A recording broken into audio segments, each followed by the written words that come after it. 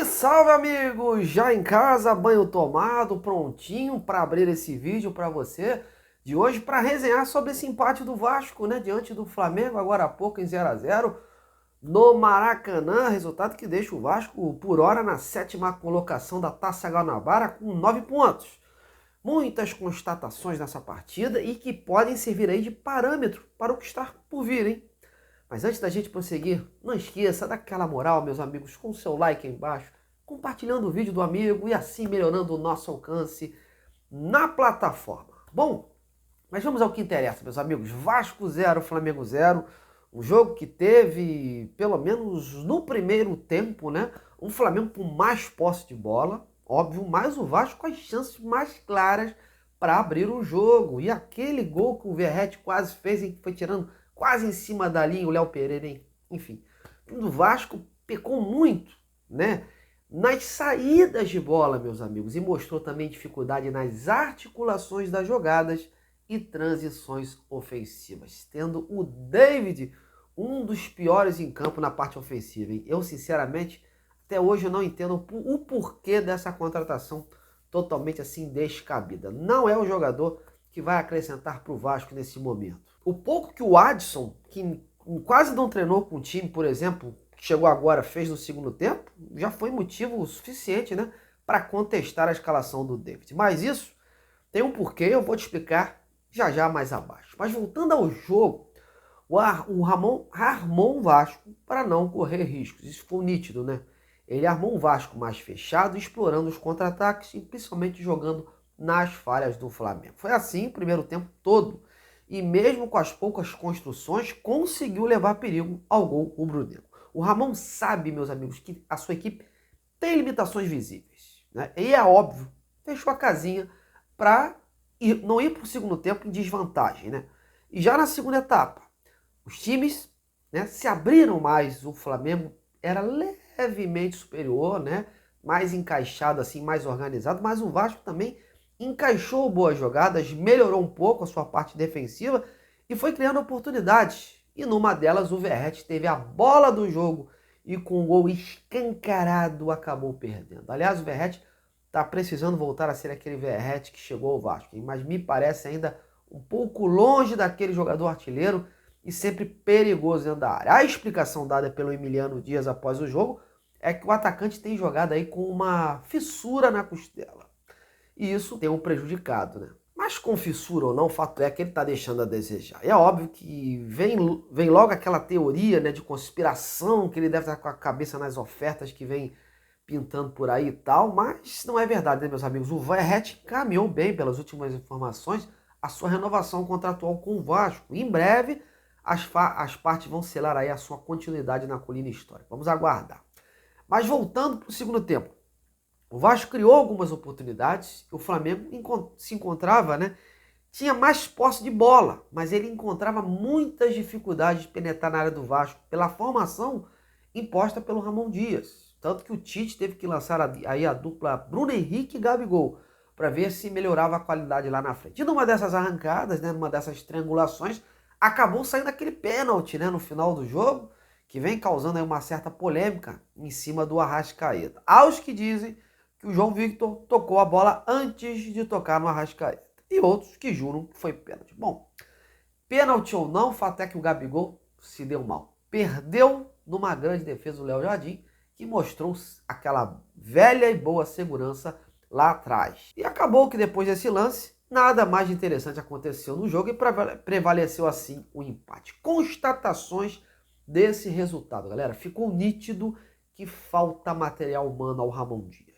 Se der a ele pelo menos umas 4 peças aí de qualidade, principalmente do meio para frente, o Vasco pode ser sim competitivo esse ano.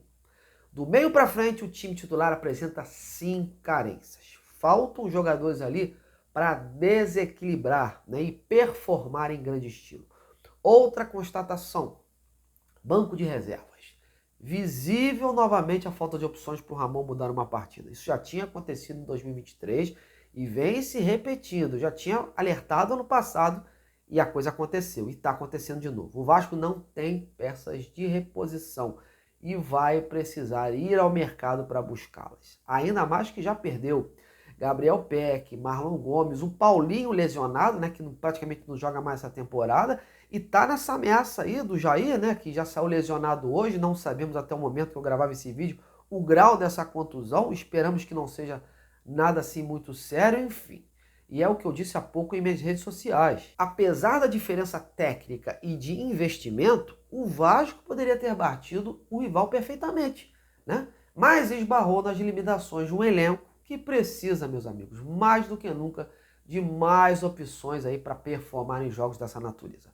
Se o Vasco tem hoje jogadores daquela qualidade que o rival tinha no banco, a sorte poderia, né, ter falado mais alto para nós, viu?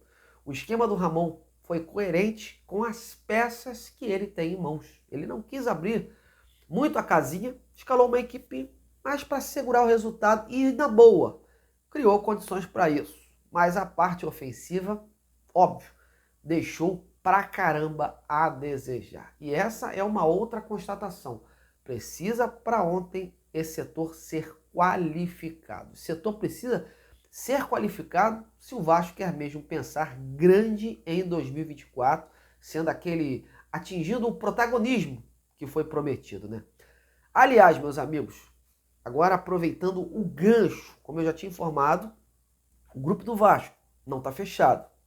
Prova disso é que nas últimas horas o clube começou a negociar com o atacante Pedro Henrique, aquele lourinho de 33 anos, né? Que atualmente está no banco de reservas do Internacional. O Inter trouxe muitos jogadores, e bons por sinal, para essa posição. E esse jogador que era titular, né, pelo menos no ano passado, e hoje está sem chance por lá.